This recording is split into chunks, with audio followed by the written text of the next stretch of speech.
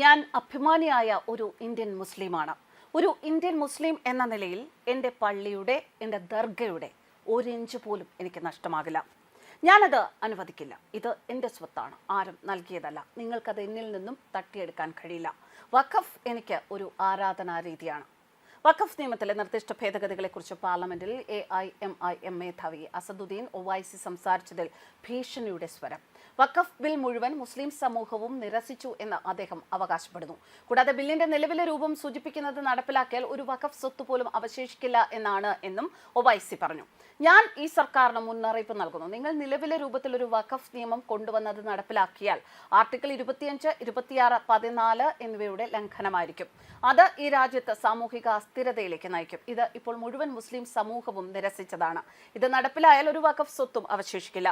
വഖഫ് സ്വത്തുക്കൾ എന്നവകാശപ്പെടുന്ന ഭൂമി കർശന പരിശോധനകൾക്ക് ഇനി മുതൽ വിധേയമാക്കും. തർക്കഭൂമികളും സർക്കാർ പരിശോധിക്കും. 9.4 ലക്ഷം ഏക്കർ വസ്തുവകകളാണ് വഖഫ് ബോർഡിന് കീഴിലുള്ളത് എന്നാണ് കണക്ക്.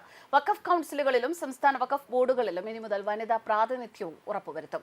UPA സർക്കാരിന്റെ കാലത്ത് വഖഫ് ബോർഡുകൾക്ക് നൽകിയ കൂടുതൽ അധികാരം എടുത്തു കളയുക എന്നത് തന്നെയാണ് മോദി സർക്കാരിന്റെ ലക്ഷ്യം. വഖഫ് ബോർഡിന്റെ ഘടനയിൽ മാറ്റം വരുത്താനുള്ള നിർദ്ദേശവും ബില്ലിൽ ഉൾപ്പെടുത്തിയിട്ടുണ്ട്. കൂടാതെ നിലവിലെ നിയമത്തിലുള്ള ചില വ്യവസ്ഥകൾ റദ്ദാക്കാനും പുതിയ ഭേദഗതി നിർദ്ദേശിക്കുന്നു. വഖഫ് സ്വത്തുക്കൾ ദുരുപയോഗം ചെയ്യുന്നത് തടയാനായി സ്വത്തുക്കൾക്ക് മേൽനോട്ടം വഹിക്കാൻ ജില്ലാ മജിസ്ട്രേറ്റിനെ ചുമതലപ്പെടുത്താൻ കേന്ദ്ര സർക്കാർ ആലോചിക്കുന്നു. ബില്ലിനെതിരെ കൈകോർത്ത് പ്രമേയം പാസാക്കിയ കേരളത്തിലെ ഭരണ പ്രതിപക്ഷ കക്ഷികൾ ഇനി എന്ത് ചെയ്യാൻ പോകുന്നു എന്നത് കാത്തിരുന്ന് കാണേണ്ട സംഗതിയാണ്. ജനാധിപത്യ രാഷ്ട്രത്തിൽ മതത്തിന്റെ മറവിൽ ആരംഭിച്ചൊരു സംഘടനയ്ക്ക് എങ്ങനെയാണ് രാജ്യത്തെ 3ാമത്തെ ഭൂവുടമയാവാൻ സാധിച്ചത്? മറ്റെല്ലാ മതവിഭാഗങ്ങളുടെയും മതസ്വത്ത് തർക്കം സിവിൽ കോടതികളിൽ തീർപ്പാക്കുന്ന അവസരത്തിൽ വഖഫ് സ്വത്ത് മാത്രം പ്രത്യേക വഖഫ് ട്രൈബ്യൂണലുകളിലൂടെ തീർപ്പാക്കുന്നതിലെ അനീതിയും ഭരണഘടനയുടെ അഖണ്ഡ രാഷ്ട്ര സങ്കല്പത്തെ തന്നെ ശിഥിലമാക്കുന്ന അപകടസ്ഥിതിയും സമൂഹം ചർച്ച ചെയ്തേ മതിയാവൂ എന്ന വിഷയങ്ങളാണ്. ഇസ്ലാമിക ന്യായശാസ്ത്രത്തിലെ ഒരു അധ്യായമാണ് വഖഫ്. വഖഫ് എന്നൊരു വാക്ക് ഖുറാനിലില്ല എന്ന് ഖുറാൻ വിദ്വാരന്മാരിൽ നിന്നും നാം പലപ്പോഴും മനസ്സിലാക്കിയിട്ടുണ്ട്.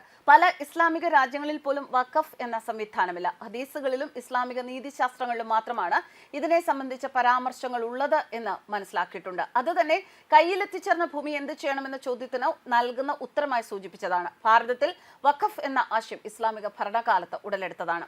അടുത്ത കാലത്ത് കേരളത്തിലടക്കം ഏറ്റവും അധികം ചർച്ചയായ വിഷയമാണ് വഖഫ് നിയമം. ഭരണഘടനയിൽ തികച്ചും ഏകപക്ഷീയവും മതാധിഷ്ഠിതവുമായ അന്നത്തെ കോൺഗ്രസ് സർക്കാർ ഉൾപ്പെടുത്തിയ നിയമത്തിൽ കോൺഗ്രസ് സർക്കാർ തന്നെ പിൽക്കാലത്ത് വരുത്തിയ ഭേദഗതികളാണ് ആ നിയമത്തെ തികച്ചും രാഷ്ട്രവിരുദ്ധവും വർഗീയവുമാക്കിയത്. വഖഫ് ബോർഡ് തങ്ങളുടേത് എന്ന് അവകാശപ്പെടുന്ന ഏത് സ്വത്തും ചോദ്യം ചെയ്യാനാകാത്ത വിധം ഇവരുടേതാകും എന്നതാണ് ഇതിന്റെ പ്രത്യേകത. ഈ നിയമത്തിന്റെ മറപറ്റി ഭൂസ്വത്തുക്കൾ നേടിയെടുത്ത വഖഫ് ബോർഡ് രാജ്യത്തെ 3ാമത്തെ വലിയ ഭൂ ഉടമകളാവുകയും ചെയ്തു.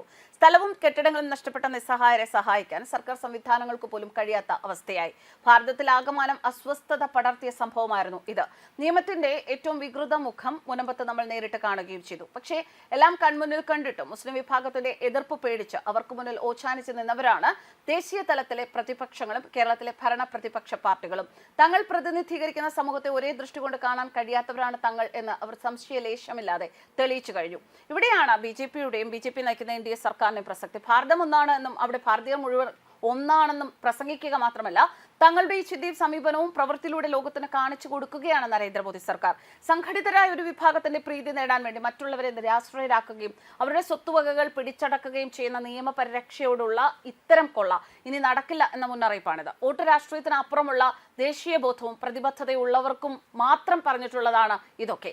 കസേര നേടാനും അത് ഉറപ്പിക്കാനുമുള്ള തത്രപ്പാടിൽ വർഗീയ ശക്തികൾക്കും ഭീകരവാദികൾക്കും മുന്നിൽ മുട്ടുകുത്തുകയും ദേശവിരുദ്ധരുടെ തോളിൽ കൈയിടുകയും ചെയ്യുന്നവർക്ക് ഇത്തരം നടപടികൾക്ക് ഒരു കാലത്തും നട്ടെല്ലെന്ന് വരില്ല. എന്തായാലും വഖഫും അതുപോലെ തന്നെ ഏകീകൃത സിവിൽ കോഡും ഒക്കെ ഇവിടെ നിയമമാകുമ്പോൾ പറഞ്ഞതുപോലെ പാലിക്കപ്പെടുമ്പോൾ നരേന്ദ്രമോദി സർക്കാർ ഒന്നുകൂടി നട്ടലുള്ള സർക്കാർ തന്നെയാണ് എന്ന് തെളിയിക്കുകയാണ്. ന്യൂസ് ഡെസ്ക് കർമ്മ ന്യൂസ്.